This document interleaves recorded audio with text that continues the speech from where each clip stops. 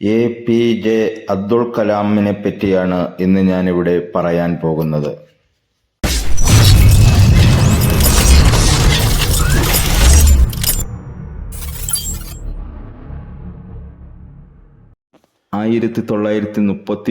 October 15 തമിഴ്നാട്ടിലെ രാമേശ്വരത്ത് ജൈനുലബ്ദീൻ്റെയും ആശിയമ്മയുടെയും ഇളയ പുത്രനായിട്ടാണ് അബൂർ പകീർ ജൈനുലബ്ദീൻ അബ്ദുൾ കലാം എന്ന ഡോക്ടർ എ.പി.ജെ. അബ്ദുൾ കലാമിൻ്റെ ജനനം. നല്ല മതഭക്തിയുള്ള ആളായിരുന്നു അദ്ദേഹത്തിൻ്റെ പിതാവ്.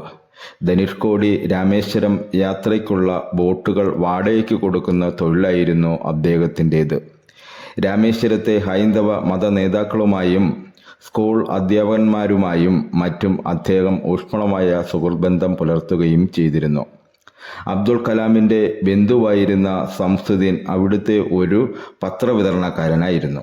രാമേശ്വരത്തു കൂടി കടന്നുപോയിരുന്ന ട്രെയിനുകൾ അവിടെ നിർത്താതിരുന്ന അക്കാലത്ത് പത്രങ്ങൾ വണ്ടിയിൽ നിന്നും പുറത്തേക്ക് കെട്ടുകളായി വലിച്ചെറിയുകയായിരുന്നു പതിവ്. ഈ കെട്ടുകൾ എടുത്തു കൂട്ടുന്നതിൽ സംസുദ്ദീനെ അബ്ദുൾ കലാം സഹായിച്ചിരുന്നു. ഈ സഹായത്തിന് സംസുദ്ദീൻ കലാമിന് ചെറിയ പാരിതോഷികം നൽകുമായിരുന്നു. ഇതായിരുന്നു തൻ്റെ ആദ്യത്തെ വേതനമെന്നും അദ്ദേഹം തൻ്റെ ആത്മകഥയിൽ രേഖപ്പെടുത്തിയിട്ടുമുണ്ട്. ഗണിതമായിരുന്നു അദ്ദേഹത്തിൻ്റെ ഏറ്റവും ഇഷ്ടപ്പെട്ട വിഷയം. കലാമിൻ്റെ മുതിർന്ന സഹോദരിയുടെ ഭർത്താവ് ജലാലുദ്ദീനായിരുന്നു ആ ഗ്രാമത്തിൽ ഇംഗ്ലീഷ് ഭാഷ സംസാരിക്കുന്നവരിൽ ഒരാൾ. ജലാലുദ്ദീൻ പുതിയ കണ്ടുപിടുത്തങ്ങളെക്കുറിച്ചും ശാസ്ത്ര നേട്ടങ്ങളെക്കുറിച്ചും അബ്ദുൾ കലാമിനോട് പറയുമായിരുന്നു. കലാമിൻ്റെ വിദ്യാഭ്യാസത്തിൽ ജലാലുദ്ദീൻ നല്ല പങ്ക് വഹിച്ചിട്ടുണ്ട്. രാമേശ്വരം സ്കൂളിൽ പ്രാഥമിക പഠനം പൂർത്തിയാക്കിയ ശേഷം കലാം തിരുച്ചിറപ്പള്ളി സെന്റ് ജോസഫ് കോളേജിൽ ഉപരിപഠനത്തിനായി ചേർന്നു. 1954 കലാം ഈ കോളേജിൽ നിന്നും ഭൗതികശാസ്ത്രത്തിൽ ബിരുദം കരസ്ഥമാക്കി. 1960 ബിരുദം നേടിയ ശേഷം directorate of technical development and production എന്ന സ്ഥാപനത്തിൽ ശാസ്ത്രജ്ഞനായി ജോലിക്ക് ചേർന്നു. ഇന്ത്യയുടെ പ്രതിരോധ മന്ത്രാലയത്തിൻ്റെ കീഴിലുള്ളതായിരുന്നു ഈ സ്ഥാപനം. പ്രതിരോധ മേഖലയ്ക്കായി സാങ്കേതിക വിദ്യയും ഉപകരണങ്ങളും വികസിപ്പിക്കുന്ന ഒരു കേന്ദ്രമായിരുന്നു ഇത്. ഇന്ത്യൻ സൈന്യത്തിനു വേണ്ടി ഒരു സൂപ്പർസോണിക് ടാർജറ്റ് എയർക്രാഫ്റ്റ് നിർമ്മിക്കുക എന്നതായിരുന്നു ഒരു ശാസ്ത്രജ്ഞൻ എന്ന നിലയിൽ കലാമിൻ്റെ ആദ്യ ദൗത്യം. ടാറ്റ ഇൻസ്റ്റിറ്റ്യൂട്ട് ഓഫ് ഫണ്ടമെൻ്റൽ റിസർച്ചിൻ്റെ ഡയറക്ടർ പ്രൊഫസർ എ.ജെ.കെ. മേനോൻ ആയിടയ്ക്കാണ് എച്ച്.എയിൽ എത്തിയത്. മേനോനാണ് കലാമിൻ്റെ റോക്കറ്റ് എഞ്ചിനീയറെ കണ്ടെത്തിയത്. തുടർന്ന് കലാമിൻ്റെ പ്രതിഭ കണ്ടറിഞ്ഞ പ്രമുഖ ശാസ്ത്രജ്ഞനായിരുന്ന ഡോക്ടർ വിക്രം സാരാഭായി താൻ നേതൃത്വം നൽകിയിരുന്ന Indian national committee for space research എന്ന സ്ഥാപനത്തിൽ ചേരുവാനായി അദ്ദേഹത്തെ ക്ഷണിച്ചു. അദ്ദേഹം തുമ്പയിൽ ഒരു വിക്ഷേപണ കേന്ദ്രം തുടങ്ങാൻ കലാമിനെ ഏൽപ്പിച്ചു. 1962 അത്. തിരുവനന്തപുരത്തുള്ള തുമ്പയിൽ അബ്ദുൾ കലാമിന് എല്ലാം ആദ്യം മുതൽ തുടങ്ങേണ്ടിയിരുന്നു. തിരുവനന്തപുരത്തെ തുമ്പ മേരി മഗ്ലിൻ പള്ളിയിലെ പ്രാർത്ഥനാ മുറിയിലായിരുന്നു എൻ്റെ ആദ്യത്തെ laboratory. Design and drawing room ബിഷപ്പിൻ്റെ മുറിയായിരുന്നു എന്ന് കലാം തൻ്റെ ആത്മകഥയായ അഗ്നിച്ചിറകുകളിൽ അനുസ്മരിക്കുന്നു.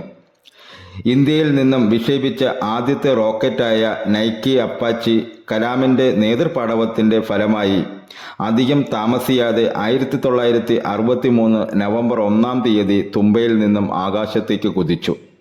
1967 സാരാഭായി കലാമിനെയും എയർഫോഴ്സിലെ ക്യാപ്റ്റൻ V.S. നാരായണനെയും വിളിച്ചുവരുത്തി ഉപഗ്രഹ വിക്ഷേപണത്തിനെക്കുറിച്ച് സംസാരിച്ചു. ദില്ലി അശോക ഹോട്ടലിലെ ഈ ചർച്ചയാണ് ഇന്ത്യൻ റോക്കറ്റിൻ്റെയും മിസൈലുകൾക്കും വഴിമരുന്നിട്ടത്. 1969 കലാം ഇന്ത്യൻ സ്പേസ് റിസർച്ച് ഓർഗനൈസേഷനിൽ നിയമിതനായി. ഇതോടെ കലാം ഇന്ത്യയുടെ ആദ്യത്തെ ഉപഗ്രഹ വിക്ഷേപണ വാഹനം വികസിപ്പിച്ചെടുക്കുവാനുള്ള സംഘത്തിൻ്റെ തലവനായി നിയമിക്കപ്പെട്ടു. ഇന്ത്യ ആദ്യ റോക്കറ്റ് വിക്ഷേപിക്കുമ്പോൾ റേഞ്ച് സേഫ്റ്റി ഡയറക്ടറായിരുന്ന കലാം മനസ്സും ശരീരവും പൂർണ്ണമായും അർപ്പിച്ചുകൊണ്ട് തൻ്റെ സംഘത്തോടൊപ്പം SLV-3 എന്ന വിക്ഷേപണ വാഹനം വികസിപ്പിച്ചെടുത്തു. 12 വർഷത്തെ കഠിന തപസ്യയുടെ ഫലമായി 1979 ആഗസ്റ്റ് 10 ശ്രീഹരികോട്ടയിൽ SL-3 വിക്ഷേപണത്തിന് തയ്യാറായി. 23 മീറ്റർ നീളവും 17 ടൺ ഭാരവുമുള്ള റോക്കറ്റ് ഭ്രമണപഥത്തെ ലക്ഷ്യമാക്കി ഉയർന്നു. രാഷ്ട്രം മുഴുവൻ ഉറ്റുനോക്കിയ വിക്ഷേപണമായിരുന്നു അത്. എന്നാൽ 317 സെക്കൻഡുകൾക്ക് ശേഷം ഇന്ത്യൻ മഹാസമുദ്രത്തിൽ റോക്കറ്റ് തകർന്നു വീണു. വിക്ഷേപണ പരാജയത്തിൻ്റെ മുഴുവൻ ഉത്തരവാദിത്വവും ഏറ്റെടുത്ത് തന്നിലേക്ക് ഒതുങ്ങിക്കൂടിയ കലാമിന് അന്നത്തെ VSSD ഡയറക്ടർ ഡോക്ടർ ബ്രഹ്മപ്രകാശ് വീണ്ടും ആത്മവീര്യം പകർന്നു. തുടർന്ന് നടന്ന SLV-3 അടുത്ത പരീക്ഷണ പറക്കലിൽ 1980 ജൂലൈ 17 രോഹിണി എന്ന കൃത്രിമ ഉപഗ്രഹത്തെ അദ്ദേഹം വിജയകരമായി ഭ്രമണപഥത്തിലെത്തിച്ചു. 2002 അന്നത്തെ ഭരണകക്ഷിയായിരുന്ന ഭാരതീയ ജനതാ പാർട്ടിയുടെയും പ്രധാന പ്രതിപക്ഷമായിരുന്ന ഇന്ത്യൻ നാഷണൽ കോൺഗ്രസിൻ്റെയും പിന്തുണയോടെ ഇദ്ദേഹം രാഷ്ട്രപതി സ്ഥാനത്തേക്ക് തിരഞ്ഞെടുക്കപ്പെട്ടു. തൻ്റെ ജനകീയ നയങ്ങളാൽ ജനങ്ങളുടെ രാഷ്ട്രപതി എന്ന പേരിൽ പ്രസിദ്ധിയായ അദ്ദേഹം 2007 ജൂലൈ 25 സ്ഥാനമൊഴിഞ്ഞ ശേഷം തൻ്റെ ഇഷ്ടമേഖലയായ അധ്യാപനം, എഴുത്ത്, പ്രഭാഷണം, പൊതുജന സേവനം തുടങ്ങിയവയിൽ ശ്രദ്ധ കേന്ദ്രീകരിച്ചു.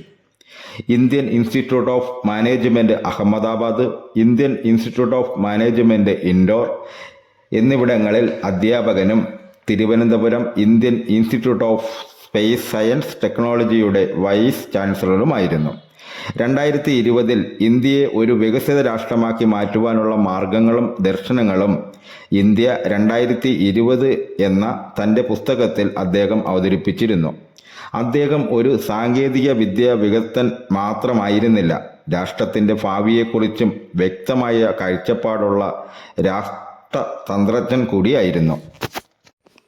വിവിധ വിദ്യാലയങ്ങൾ സന്ദർശിച്ച് അവിടുത്തെ വിദ്യാർത്ഥികളുമായി സംവദിക്കുക എന്നത് കലാമിന് ഇഷ്ടമുള്ള കാര്യമായിരുന്നു. അദ്ദേഹത്തിൻ്റെ പ്രസംഗങ്ങൾ വിദ്യാർത്ഥികൾക്ക് വളരെയധികം പ്രയോജനം നൽകുന്നവയാണ്. കുട്ടികളെ മനസ്സിലേക്ക് സ്വപ്നത്തിൻ്റെ അഗ്നിച്ചിറകുകൾ ആലേഖനം ചെയ്ത വ്യക്തിത്വമാണ് കലാം. കുട്ടികളുടെ കാര്യത്തിൽ ഇടപെടാനും അവരുമായി സംവദിക്കുവാനും കലാം ഏറെ താല്പര്യം പഠിപ്പിച്ചിരുന്നു. ഇന്ത്യയുടെ ഭാവി കുട്ടികളിലാണെന്ന് തിരിച്ചറിഞ്ഞ കലാം അവരിൽ സമ്മർദ്ദം ചെലുത്താതെ അറിവുകൾ പകർന്നു.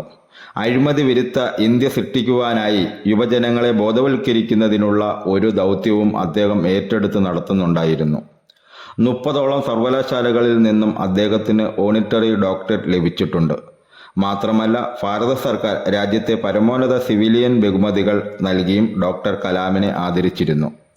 1981 പത്മഭൂഷൺ, 1990 പത്മവിഭൂഷൺ, 1997 ഭാരതരത്നം എന്നീ ബഹുമതികളാണ് അദ്ദേഹത്തിന് ലഭിച്ചിട്ടുള്ളത്.